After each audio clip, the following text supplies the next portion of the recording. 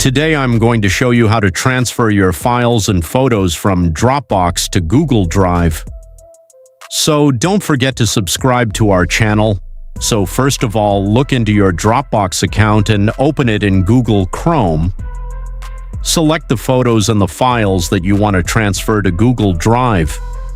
For example, I'm going to select this image, click on Download, and download this image.